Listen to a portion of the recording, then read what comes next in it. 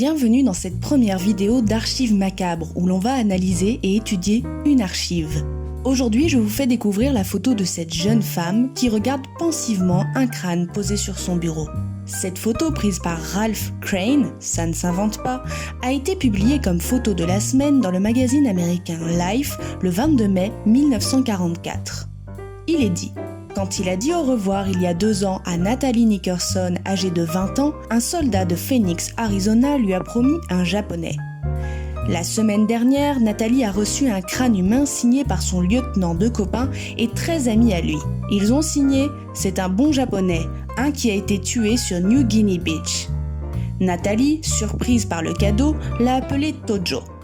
Les forces armées désapprouvent fortement ce genre d'agissement. Ce crâne est donc un trophée de guerre. Cela est très loin d'être exceptionnel puisque toute l'histoire regorge de crânes trophées sur tous les continents dans des contextes guerriers. L'archéologie, l'anthropologie et l'histoire sont d'une grande aide pour comprendre tous les mécanismes liés à ce genre de pratique. En archéologie, on retrouve de nombreux cas avec des crânes qui ont été conservés par des vivants. Pour les sociétés n'ayant pas laissé d'écrit, l'interprétation par le chercheur peut s'avérer difficile. Néanmoins, les pratiques guerrières ne sont jamais totalement exclues pour justifier la conservation des crânes ou encore leur provenance. Pour n'en citer que quelques-uns, je pense au Mexique avec les tzompantli, ces murs de crânes empilés et exposés suite à des actes sacrificiels faits sur des ennemis ou selon les cas sur des victimes choisies sur divers critères au sein de la société. Cette pratique se retrouvait chez les Aztèques et chez les Mayas en Mésoamérique. Ces murs de crâne sont retrouvés en contexte archéologique comme à Chichén Itzá ou au Templo Mayor de Mexico, mais aussi dans les codex comme le codex de Durán ou le codex Ramirez. En France, on peut citer le cas du portique sur le site de Roquepertuse qui présente un ensemble en termes de statuaire et d'éléments architecturaux qui interroge toujours autant les archéologues. L'ancienne cité gauloise, découverte et fouillée au XIXe et XXe siècle, reste connue pour ses statues, mais aussi pour son bâtiment à portique monumental. Un élément du portique est très connu et présente des niches céphaliformes qui ont été définies comme des supports à crâne. Néanmoins, à l'heure actuelle, personne ne sait pourquoi, ni qui, ni quand exactement et de quelle façon ce monument pouvait s'inscrire ou non dans un sanctuaire. Crâne d'ennemis ou crâne d'ancêtres, rien ne permet de le dire actuellement malgré les différentes campagnes de fouilles, même si dans les textes parlant de ces pratiques, comme chez Diodore de Sicile ou encore Strabon, il est fait mention de crânes ennemis. Leurs emplacements dans les espaces de vie seront mentionnés également en espace privé chez Diodore de Sicile, en lieu public pour Strabon et en temple pour Tite-Live. Pour autant, les chercheurs ne sont pas d'accord car pour certains, l'idée de l'ancêtre n'est pas exclue puisqu'une éventuelle croyance d'âme au sein du crâne conservé ne peut être rejetée comme hypothèse chez les Celtes de cette époque.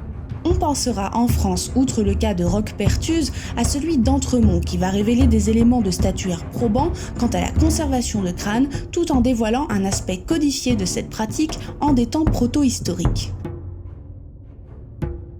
Nous savons grâce à l'archéologie et l'ethnologie que les conservations de crânes d'opposants ou non se fait depuis extrêmement longtemps et de façon diffuse dans le monde. Au moment où les voyages se sont développés, la découverte de ces pratiques toujours existantes dans de nombreux endroits du globe est venue frapper le voyageur étranger. Ce dernier va beaucoup répertorier ces faits dans les archives de façon objective ou à l'inverse subjective pour appuyer le côté exotique, voire pour eux sauvage de ces pratiques. Ainsi, l'image du chasseur de tête prendra son envol dans la littérature des voyages ou ethnologique. Une image qui est toujours difficile à casser auprès du grand public malgré toutes les études faites et explications données sur le sujet. Il faut dire que le cinéma et la littérature ont permis d'ancrer fortement cette vision dans l'inconscient collectif. L'ethnologie et l'anthropologie vont permettre de garder des traces de ces pratiques qui ont pu disparaître avec le temps. Ainsi, certaines ethnies, comme je l'expliquais pour le cas des Mokomokai de Nouvelle-Zélande, vont avoir un rapport spirituel et marchand particulier avec les crânes de leurs ennemis. Ou encore les têtes réduites en Amérique du Sud et plus spécifiquement en Amazonie. Pour ces 2 types de crânes, vous trouverez 2 vidéos faites par mes soins pour en savoir plus. A l'inverse, tous les crânes conservés ne sont pas forcément ceux des ennemis. Pour certaines ethnies, cela peut se faire en parallèle d'un culte des ancêtres où le crâne de ces derniers est aussi conservé auprès des vivants pour des raisons encore une fois de croyance et de spiritualité. On peut le voir sur les images d'archives des tribus, comme chez les Dayak et Asmat en Asie du Sud, en zone insulaire indonésienne et malaisienne, ou encore aux Philippines chez les Ifugao.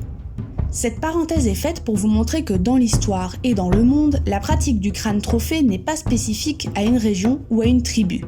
Elle se retrouve de partout, tant en contexte guerrier qu'en lien avec les croyances.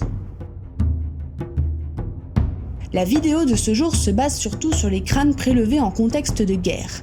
Que ce soit pour comptabiliser le nombre de morts ou encore s'approprier la force d'un ennemi ou bien le déshumaniser, la pratique du crâne trophée revêt beaucoup de motivations diverses. C'est d'ailleurs tout un champ d'études sur la psychologie de la guerre lorsqu'il y a constatation de mutilations sur cadavres qui se déploie pour comprendre les divers mécanismes. Toujours est-il que le prélèvement d'éléments humains sur un ennemi ouvre d'autres problématiques à propos des restitutions. Si l'exemple des Américains est bien documenté pour la Seconde Guerre mondiale, ce type de pratique se retrouve dans de nombreux corps armés. Des pratiques qui ont été encouragées à certaines époques et réprimées à d'autres. Ainsi, si certains musées d'anatomie et d'histoire naturelle regorgent de crânes prélevés en temps de guerre ou lors de colonisation, la question au XXIe siècle est bien celle de la restitution. Lors de la Seconde Guerre mondiale, la mutilation des cadavres japonais par l'armée américaine a été fortement jugée au sein de l'armée et par des voix de l'opinion publique. Si la pratique du trophée se faisait dans les deux camps sur le front pacifique, il y a toujours des débats entre les spécialistes, non pas autour de la pratique, qui est documentée, mais sur le fonctionnement et les motivations de cette dernière. Si la déshumanisation de l'ennemi et l'envie de se venger face à une guerre longue et pénible ressortent, c'est aussi l'aspect exotique et souvenir, mais également le désœuvrement, qui ressortent avec par exemple l'artisanat sur le front pacifique lors de la Seconde Guerre mondiale, le collier de dents ou encore le coupe-papier fait d'un avant-bras offert au président Roosevelt. D'ailleurs, dans certains cas, les tribus réputées pour être des chasseurs de têtes ont pu être d'une grande aide, comme lors de la Seconde Guerre mondiale, sur des terrains difficiles pour les combats. En effet, les locaux ont aidé les Australiens, Américains et Hollandais à combattre les Japonais sur l'île. Leur gros point fort était de très bien connaître le terrain qui était totalement étranger aux Occidentaux. Bien sûr, tous les soldats ne sont pas concernés par la prise de ce genre de trophée lors de conflits. Même si les pourcentages sont difficiles à déterminer pour chaque conflit armé, les archives et surtout les éléments humains toujours disponibles ouvrent de nouveaux questionnements, dont celui de la restitution. La restitution des crânes de guerre est un sujet souvent épineux, douloureux, puisqu'il ravive une histoire qui est souvent enfouie ou cachée. Les crânes deviennent de vrais éléments diplomatiques, comme nous avons pu le voir récemment avec le retour des crânes algériens de 1849 qui étaient conservés en France et qui sont retournés à Alger avec les honneurs nationaux de leur pays d'origine. Les restitutions issues de la guerre sont donc majeures tant symboliquement que politiquement. Ainsi, dans tous les conflits où le crâne trophée n'est pas en lien avec une force magique, l'action de déshumanisation peut être en partie réparée par la restitution. Et même pour les crânes japonais emmenés aux États-Unis, des actions ont été engagées pour rendre les défunts à leur pays d'origine. D'ailleurs, en 2013, un médecin américain a rendu à un soldat Viet Cong un bras qui lui avait été amputé. Même si cela n'est pas un trophée de guerre, le médecin avait gardé le bras toute sa vie. L'homme vietnamien propriétaire du bras a été ravi de pouvoir récupérer un morceau de son corps malgré tous les problèmes logistiques qu'il a fallu affronter pour faire voyager ses ossements. Ainsi, nous voyons que la restitution n'est pas une chose aisée, mais qu'elle reste possible à condition que tous les acteurs soient volontaires pour cela et traitent ces restes humains avec respect, actuellement, à contrario des époques où ces restes étaient déshumanisés sur le front. J'espère que cette vidéo vous a plu. Si vous souhaitez soutenir mon travail, vous pouvez commenter et mettre le traditionnel pouce vers le haut. Et si vous souhaitez aller encore plus loin, j'ai désormais un Tipeee pour ceux qui voudraient m'aider financièrement. Je rappelle, pour ce sujet qui est quand même relativement sensible, que les commentaires qui seront déplacés ne seront pas les bienvenus sur la chaîne. En effet, j'ai à cœur que tout le monde puisse discuter dans le respect, même sur des sujets un peu compliqués comme celui-là. À bientôt!